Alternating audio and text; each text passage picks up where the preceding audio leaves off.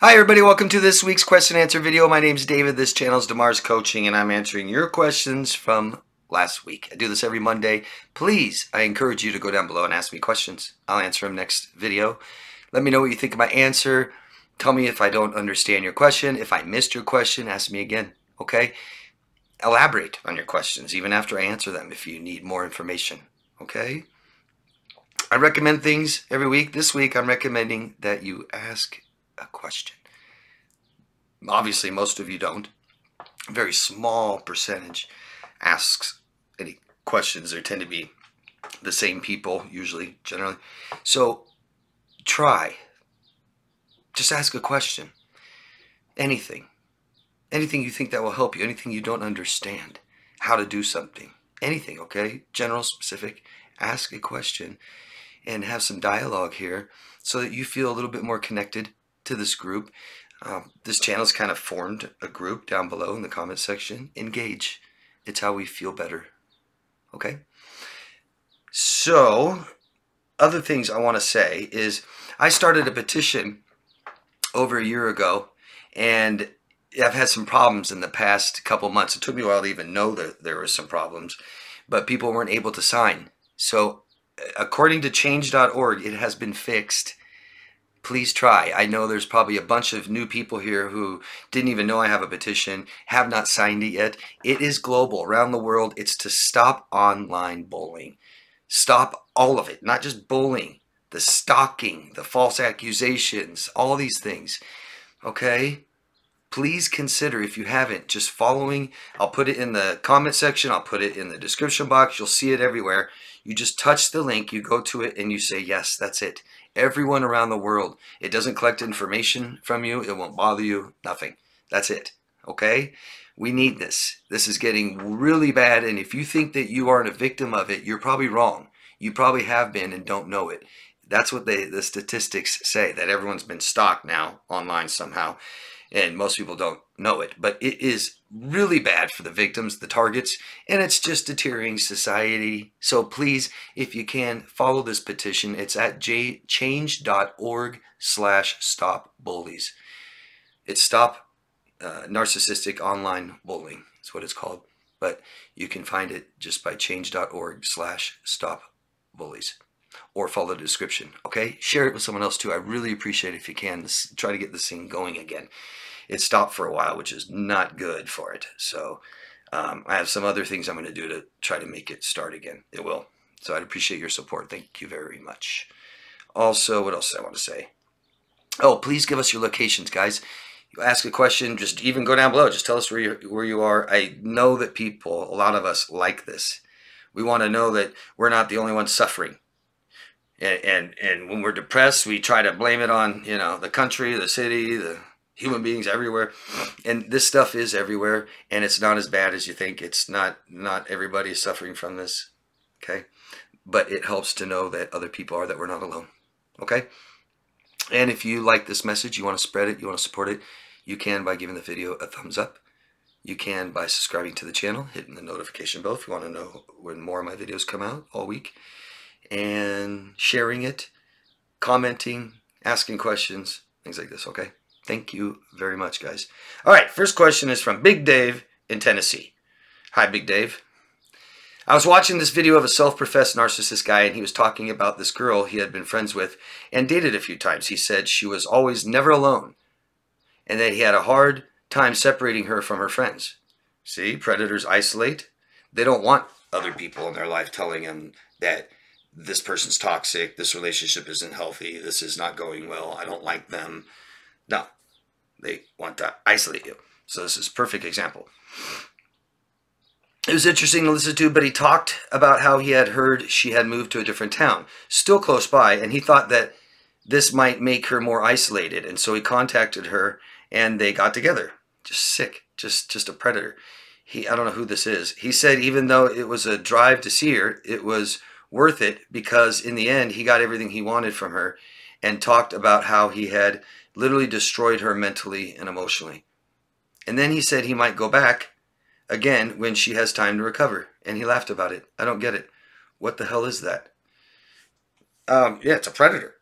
The predator that does not have any kind of connection with human beings and values very physical connection, sex, and what I can get from you.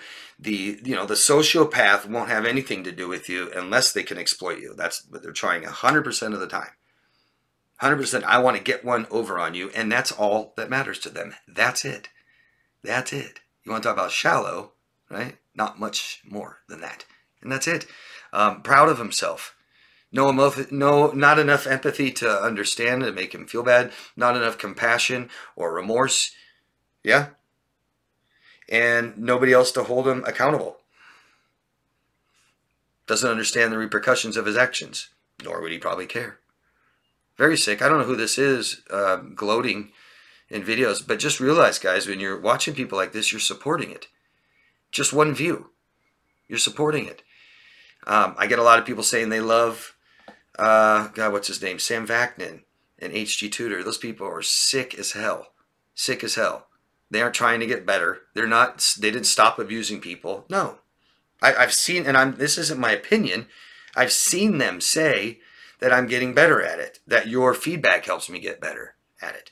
I've seen videos of Sam Vaknin abusing people just horribly. Horribly abusing his wife, horribly abusing other people. There's videos of it. It's sick. It's disgusting. So although you may believe you're getting some beneficial information from it, you're also supporting it. Okay? The same people who want laws against it, the same people who want these people dead or want them on an island, all of a sudden then you go and support one because you like what they're saying. Yeah, the comments of HG Tudor's videos are just disgusting. Mostly women down there talking about how sexy he is. And, it's just gross. Anyway, yeah, you said, what the hell is that? This is complete exploitation, where I don't see any value or worth of human beings other than what can I get from them. You can't get any lonelier than that. Now he's making videos and getting attention from it. Jane. Don't know where you're from. Let us know where you are next time, please. Thanks, Jane. I have had untreated ADD, ADHD, and called all kinds of names by my abusive family members. If I ever complained that my needs were not being met, I was then emotionally abused as a way of life in that family. Scapegoated. Awful. Awful, Jane. I'm so sorry. That's where we know now that ADD, attention deficit, and attention deficit hyperactivity disorder are from child neglect. We've known that for decades, actually. Since like the 50s or 60s. But then you won't hear about it anymore. No, it doesn't seem to matter, right? All that matters to doctors is what drug can I get you on. I'm sorry, Jane. Please know that we choose our family. Okay? You keep going back to them. That's your choice. You can make other ones, and we aren't stuck with family. Blood is not glue. Yeah? Blood's thicker than water. Yeah. Tell that to somebody who has a disgusting family who does nothing but abuse them. I'm sorry, Jane. Just know you can choose your family. Okay? Rose from the United Kingdom. Hi, Rose. Listen to the last video about your feelings. I think I struggle with this. I know you do. The most. My brain tells me of my feelings. And when do you listen to your thoughts? Sometimes surely your brain puts evidence together that you have worked out rather than your feeling, which is still caring for that person. Your brain is practical. Well, your brain isn't practical. Your brain's an organ, and it comes up with thoughts. Okay, and these thoughts aren't fact, and sometimes they can really, really cause damage to your life if we listen to them. Okay, sometimes. The unhealthier we get, the more depressed we get. Your brain's an organ, but your mind is what we need to use more of. And our mind controls our perception, and it's made up of our perception, of our thoughts, of our feelings, and we need to use all of it, Rose. But feelings are what's called what your body's doing. That's emotions. Feelings are the name of it. That's it. Okay? But if our body feels bad and we don't make it feel better, like if someone's abusing us and neglecting us and we stay, we have no choice but to try to ignore our emotions. That's ignoring ourself. And the less self-aware we are of our emotions, the less that we can ever make ourselves feel better, or less that we can talk to somebody and tell them. Yeah? So if you're being abused and neglected for many years, it makes sense that you aren't very in touch with your feelings. Now, our thoughts are logical in the center right here. Most of our thoughts like this. Emotional is peripheral. Okay? But logic seems to be thrown out the window after we be emotionally traumatized. Then everything's emotional, isn't it? Just food for thought, Rose. Thank you. Willa from Jersey. Hi, Willa. A borderline is a female psychopath? What is she in the borderline about? No. So borderline personality disorder, now called emotionally unstable personality disorder, is a totally different personality disorder than antisocial. And psychopath, the true psychopath stands on itself. But a lot of psychopaths you'll see fall into antisocial. Okay? Antisocial personality disorders where you'll find sociopaths and some psychopaths. The psychopath is even worse. The true psychopath. Borderline was a term not used anymore because borderline meant that you're on the line of neurosis and psychosis. Doctors, psychology doesn't use neurosis anymore. They'll use psychosis for some traits, some symptoms. But that's why they don't use borderline anymore. Borderline refers to being on the line of neurosis and psychosis, not to do with psychopathy. Although, once you cross the line into personality disorder, especially cluster B, once you have borderline personality disorder, people with borderline personality disorder, their psychopathy will rise. They'll be higher in psychopathy than most of us. How much? I don't know. And you can have both. You can have borderline personality disorder or emotionally unstable personality disorder, and you can also have antisocial personality disorder and be a psychopath. If that makes sense. Thank you, Willa. Good to see you. Always. And Unibot47, don't know where you're from. Please let us know your location next time. Need a video of you talking about quiet borderline types, please. Thank you. I'd love requests, so thank you. I have in many other videos. I'm not going to say go look at watch all my Q&As, but you can watch the borderline playlist I have. There's a ton of videos on there. And I know that I talked about quiet borderline, but since you asked, it means it's time for another one. So stay tuned for another one. And thank you for asking. Let us know your location next time, please. Rose again. Hi again, Rose. Yes, you're right. I've seen that happen when he's woken up and he's cold, distant, doesn't look at me, but not all the time. Sometimes it's days after or weeks after. He's often told me about the mask and he doesn't think he has ever loved, but he's never said his childhood was good either. He's told me about things that happened, but not in detail. What do you mean secret? And I'm not quite sure how I use the word secret. I can't remember. Maybe you can elaborate, but I think you're referring to when I say that often narcissists, especially the overt, not so much covert vacillates between victim and hero, but the overt will, you know, they're perfect, right? They don't need to be a victim. They're perfect. They're so grandiose and so entitled. They will often reject their childhood. That was the word I used, reject. And that means, you know, if my childhood was really bad and I was a stupid little kid and couldn't do anything, get anything, I don't want people to know. That makes me too vulnerable. They'll typically try to say, oh, no, I had a good childhood and it was really bad. And then no narcissist had a good childhood. Not one. We don't develop personality disorders in childhood because it was good. No. None. I don't care who says what. I don't care about the narcissist that was fully spoiled all the time in a rich house and never had to do anything and never held accountable. And yeah, that's abuse and that's neglect, and it was not fun. It was lonely as hell. Okay? I think that's what you're referring to, but let me know. Okay, Rose? Thanks. Rodriguez in California. This is the discarded family. No contact still, only about the kids. I like that. I like the way you said in one of your last videos. The BPDs put you on a shelf, they discard you, and then they want you to come back, or they want to come back to you later when they want to.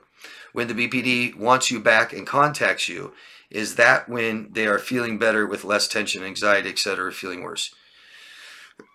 So, when it comes to someone with borderline personality disorder, they carry a ton of shame. They don't like themselves, and they don't like to be alone. Okay, so when you break up with a borderline, or when they leave you, it's typically to have someone else. Someone else to monkey branch, Tarzan swing, right? Serial daters hate themselves. Period. I don't care what anybody says. Go ahead and tell me. Yeah, go and tell me that I'm only single for a day ever. Yeah, you can't stand yourself, and the reason people leave you is they can't stand you either. But Typically, someone with borderline personality disorder, when they come back, when they hoover you, when they contact you again after the relationship has ended, typically they aren't feeling that great. They don't go and hide and feel better and come back. That would be more of a narcissist. What they're doing is they wait a while till you feel better, and then both do that, narcissist and borderline. They know they've damaged you. You're all you're crazy, even if they don't know it's from them. But they don't want to deal with you when you need them, right? What do all bad friends do when your life finally goes to they scatter like you turn the light on and roaches, right? So borderlines don't come back when they feel good, and I don't even know when that is. Moments about that short. They come back because they want something from you, and what they usually want from you is for you to make them feel better. They might not do it right away because they're busy with somebody else, or they know that they hurt you so bad. The only emotion toxic people care about that you have is anger. That's all they care about. Are you angry? Are you mad? No? Okay, good. It's like, well, you just ruined my life and cost me a ton of money, and now I'm in debt, and I you know, all these other stuff. But all you care about is if I'm mad. But if I'm not mad, it's all good, huh? They just don't want you to be angry, because angry means you're going to do something to them. You could hurt them. You could leave them. Anger helps us get things done, doesn't it? Yeah, that's all they care about. They return when they want something else from you again. And if they wait, it's either because they're busy with somebody else or because they want to wait until you feel better, because who wants to be around somebody when they're down? Especially when they caused it. Yeah, that's when I go to the people I love when they're down the most. You better tell me when you're down. Tituan, and I'm sorry if I'm saying that wrong. I'm just guessing. Tituan? But I'm right. Let me know. Tituan from France, 23 years old. Thank you so much for everything you're doing. It helps me beyond words.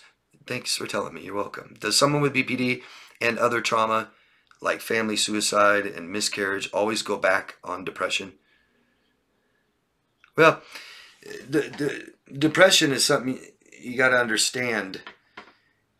There's different kinds of depression. We have clinical depression and situational depression mostly.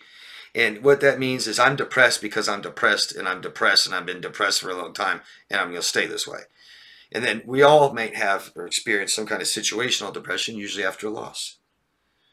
Get a little depressed. Someone with BPD is depressed. I mean, I've never met one that isn't. Never heard of one that's not depressed. And in emotions, we could have hundreds of emotions. We have thousands of different things our body's doing. And we can be depressed while I still had a good day. Okay? I can have underlying depression for years, but today was a really good day. I had some joy, some excitement. I was smiling and laughing all day. Does that mean I'm not depressed anymore? No, it doesn't. Because we can be sad and happy. I can be sad about this and happy about this at the same time. It doesn't just go away because I'm happy. We don't just have one at a time. Does that make sense? I've said it before. It's like an onion. Layer after layer after layer. Okay? So I don't think they just go back on depression. I think they're probably depressed the whole time with moments of excitement and joy. We're not here to be happy, guys. We're not here to make someone else happy. We're here to be comfortable, and we can help people be comfortable. Okay? Hope that answers your question. Let me know if I didn't. Ask me again, okay? Victoria from the Bay Area. Hi, Victoria. Can you do a body language for rapper P. Diddy?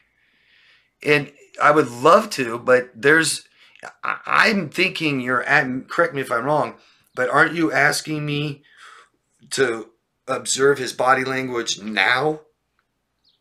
After everything's been exposed and all the accusations? You want me to look at how he's acting now? Or do you just mean period, the way he acts, body language? I'm not sure. Let me know, because I couldn't find any videos of him now. Probably aren't going to be any for a while. I'd imagine. Unless he's just the most cocky, grandiose, psychopath, narcissist and thinks that he can just fool everybody, which they do. So if he comes out and starts talking, I mean, we all know he's pretty guilty at this point, right? I mean, in America, people are innocent until proven guilty.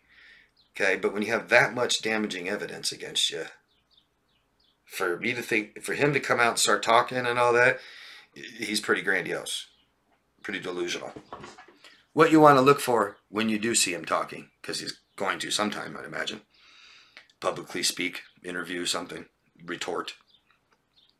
You signs that he's lying could be, and you want clusters, so it's not one of these. If he's doing all these, he's lying. But what you're probably going to see him do is not be terribly angry. He might be a little mad, but he's going to be uncomfortable. See, the natural reaction to be accused of something you didn't do is to be extremely angry. And that's just natural for humans to be angry. When you're asking somebody and you're telling them, hey, you did A, B, and C, and these are bad things, and they didn't do it, they should be kind of angry, right? Not passive and not just, whatever, who cares, right?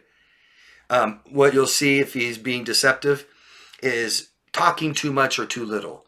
If he's got to go in and he's elaborate and using the hand gestures like this and blah, blah, blah, blah, blah, blah, blah, blah, and talk about different things that don't matter and don't correlate, bringing other people into it and all that, lying.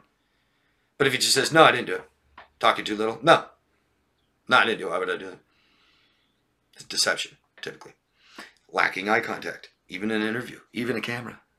Might be lacking eye contact. Or when he says the most profound defense, most profound lie, and then look at you, see if you believe it. Or look at the person who's talking to see if they believe it. You'll see this, very common. You'll see someone go down and talk about how they didn't do it, and then they'll come up with some total BS reason why they didn't do it, and then look at the person. You believe me? They all do it. Psychopaths, everybody. Blame shifting. It wasn't me, it was him. Talking about what he's done good. Yeah, but I've done these things good.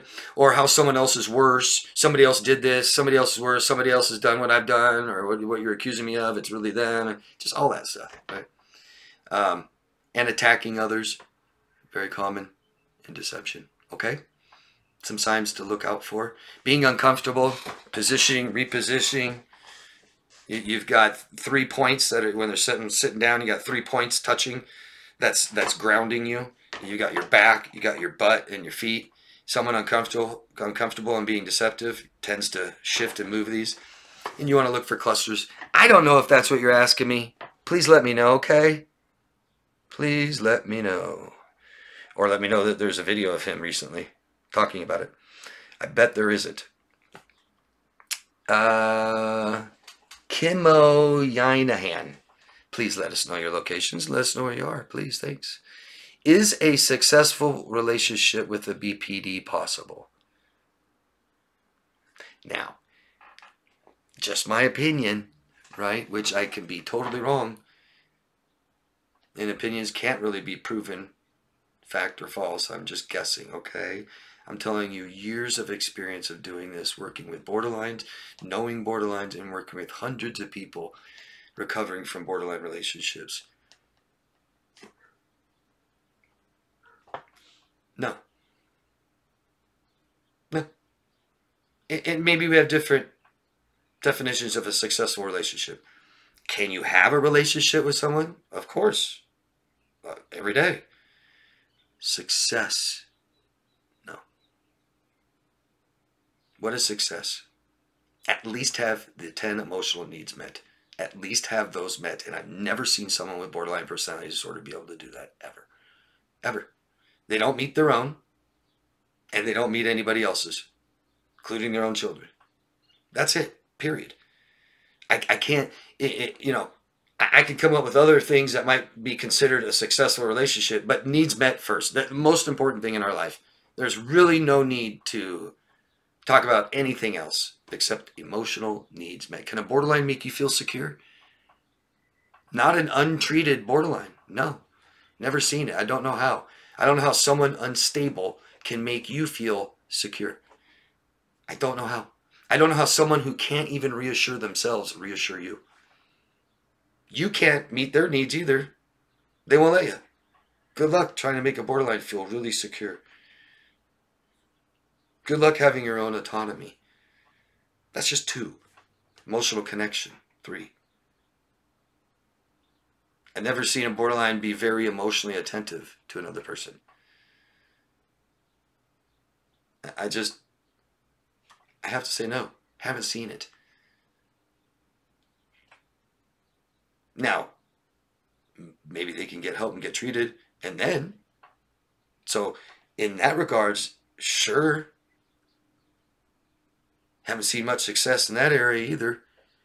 There's some people on YouTube that claim to be, they used to be borderline, and they sure as hell look like they are now. That's just my opinion, and I hate to give it because I don't want to damn people. You know, I'll say some people are unlovable, but I don't want to. It's not forever. I don't want to say people can't get better either. So I'm not saying that. An untreated, diagnosed borderline, a real borderline who meets the criteria, who's not in any kind of treatment, not getting better, no. No, it's the very definition of a personality disorder, is that they can't form and maintain healthy relationships. That's why these terms were coined in the first place, by the patients going into the doctors saying, I'm miserable, I can't have relationships with people. That's why. And then you take the cluster B, which is high conflict personality type, which they lack empathy. They tend to be grandiose, entitled, lack awareness, not of just themselves, but what they do to you. Tend to lack compassion, remorse. I don't know how they could have success. Thank you. Rory from Ohio. Hi, Rory. Good to see you again. It's the weekend. Something to celebrate. Do you have any advice on peeling hard-boiled eggs? I love this question because I do. And it's outside of the normal questions. I made 8 of them. Only one gave me a hard time. Where I set it aside till the end. I almost had to beat it into submission. Kind of reminds me of my husband, slowly wearing me down, manipulating me. He got his way. I finally got all the peel off. A little worse for wear, kind of like me, but happy to see my hard-boiled egg, and I survived so far, at least for now, until it ends up on my plate, maybe in a nice salad where I can hide its battle scars. Have an egg specially great day. Thanks, Rory. So I do. Here's the perfect boiled egg. You ready? You want enough water. You want to make sure the egg doesn't float. That's bad. And you just simply put it in tap water, room temperature water, in a pan. Turn the pan on high, pot. And as soon as it becomes to a boil, you take it off the heat and leave it covered until it cools down on its own. And it's perfectly cooked. And what you want to do is you want to take the egg before it cools down too much and peel it while it's still hot. That's it. I like to go boom, boom, boom, all over, kind of break it up, and you kind of massage it, and you'll feel the skin come off and separate with the shell. And then it makes it really easy. Let me know how you think. I've heard of other suggestions, like I think boiling it with vinegar, maybe salt. So, I don't know. Let me know your luck. Hi, David. Jean from Brazil. Hello, Jean. I'm in a relationship with a borderline. Diagnosed 4 years ago, and we've been living together for 4 months. I'm sorry. She had been unemployed for 2 years, typical, and lived with her parents before moving in with me. Absolute disaster. Absolute disaster.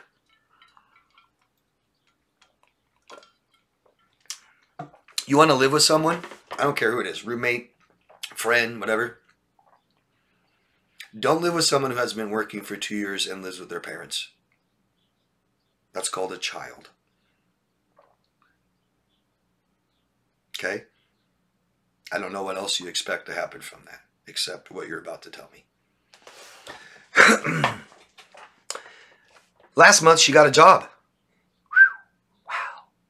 And for the first payment, she refused to help with her share of the expenses. There you go. If you start a relationship paying for things, it's already done. It's already over. Claiming that her salary is much lower, therefore I don't have to give you any. What a perfect situation, right? I go get a shit job that requires hardly any work, and I don't make enough money to give you any of it while you take care of me. That is just perfect. Perfect financial exploitation scenario of a borderline. That is absolutely perfect. The feeling I have, and you can show her this, The feeling I have is that I'm stuck with her, and her continued selfishness hurts me a lot. You probably won't show her this now. This month I have serious financial problems because I fought with her, drank and crashed the car. My hope is that she will discard me since I am in debt and return to her parents' house. Do you think this is the best way out? Hope you understand my English. Say, yeah, your English is perfect, and no, I don't think that's the best way out. You want to know the best way out? Just tell her it's over and why. Tell her the truth. I'm sorry. I don't want to be with you anymore. It's over. We had an arrangement to live together, and that's not working. And then write down all the bad feelings she causes you. More the better. Write down 100 bad feelings that you have and sit there and read them to her and tell her that's how she makes you feel. I want it over because you make me feel this way. You aren't contributing and you think that's okay. You see, we all have down times, bad times. We need to learn. We give people second chances. Yeah. But you guys have lived together. You've told me this. Living together for 4 months, and she finally just got a job. That doesn't even make sense. Why wouldn't she have a job if she's going to move in with you? You had to start paying, and it's just done. I'm telling you, you start paying for every day, start paying for the bills, start paying for this, moving together, start paying all the rent. It's over. No healthy person would ever allow that. I ask you, Gene, would you allow a woman to pay for everything and take care of you? How much self-worth do you need to say no? How much? I mean, aren't we all capable of taking care of ourselves? I don't even let people like feed me all the time and stuff. Nope, no thanks. Don't want you to take care of me. I'm good. Know how to feed myself. Thanks. Okay. Fight back and drink. Yeah, I read it all. No, that's not a good idea to just wait for her to discard you. Wait until your life is so bad and so unmanageable she finally discards you. It's kind of sabotaging yourself, Gene. Okay? Start protecting yourself, taking care of yourself, start talking to somebody, find support so you have someone to help you. Okay? But this isn't what we want, so why are we doing it? Because you have feelings that are helpless, hopeless, don't know how to make it stop, then get help. Get help. Get help. I'm sorry, Gene. Try to step out of this relationship as much as you can. Away from it for as long as you can, at least. SS for Vegeta. Please let us know your locations. Let us know where you are. I don't know how anybody else doesn't hear me say that. Would you support a campaign to criminalize narcissistic, borderline, antisocial abuse? Sure. Emotional and psychological abuse is not defined in criminal law except for coercive abuse in some countries. I think if people understood how the variable intermittent reinforcement along with the rage-filled splitting causes extreme psychological damage, it could be considered criminal. I think what you explained is the worst thing to do to a human being, and it's really not an opinion. We know this, okay? We know that the military does the same tactics to extract information from people. You guys think that we torture, right? We waterboard, sound deprivation, and stuff like this. No. We simply put that person, right? If we have a captive war criminal that knows a lot of information, we want it from them, we put him down in the basement all alone. Say it's a man. And we have a pretty young girl come in there and get close to him, right? And then leave him for a long time. And then come back and then torture him, abuse him. And then kiss him and say, I love you. And cry with him. And then leave again. And then come back and leave again. Come back and leave. Come back, not come back for a month or two. Nobody there. Then come back and then abuse him. And then say, I love you. And kiss you. Do you see this? It's insidious. It's disgusting. It damages the psyche, the self. So, yes, I would love to see this be a crime, but I hope you understand that this is a double-edged sword.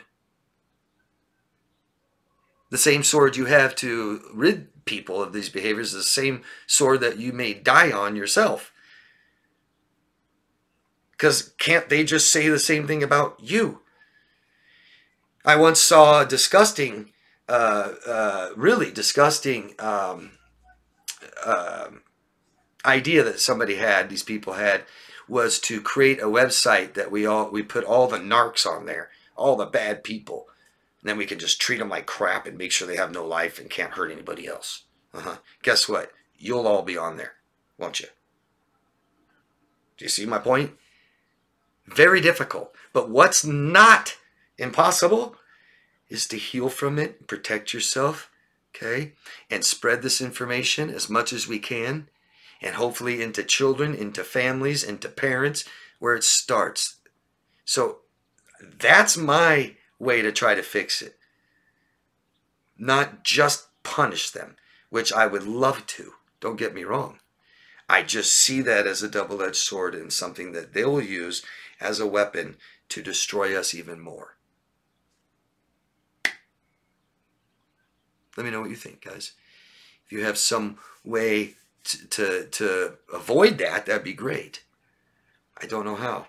Some people, some of this stuff can be detected in brain scans. Okay? I don't know. I just see it as dangerous. But I like the thought, the idea. I mean, yes, these people need to be held accountable. It's disgusting what they do. They destroy an average of 9 people's lives in their lifetime. And it's nobody's fault but theirs. So yeah, I would. I just don't know how. You got any ideas? Anyone else out there? Let me know. You know, I start things like, I do these videos to help you guys. I started a petition. I coach people, things like this. I'd like this stuff to be more in schools.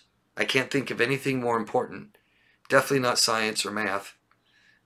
History is pretty important. Why isn't it in schools? Why aren't parents mandated to learn this stuff? You know? It's really bad, guys. I mean, I was raised in the late 70s and 80s.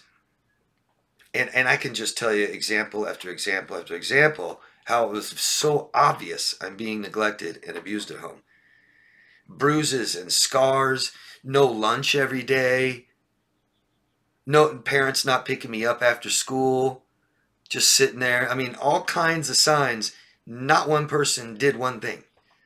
And I don't know how much better it is today, honestly. I don't know.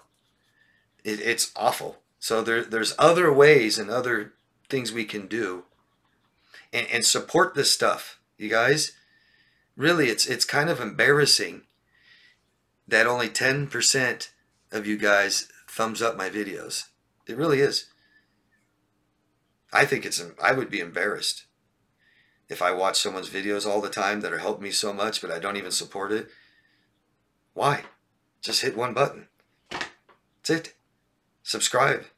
And I get people telling me all kinds of lame-ass excuses. But we want to do something about it, let's do something about it. Right? Let me know what you guys think. Emily from South Africa. Hello, Emily. I have a question. If narcissists believe their own lies, or that they know that everything they are is just fake. Narcissistic parents teach you not to complain and always listen to them to be able to control you. Yes, that's right. Don't ask how high, just jump.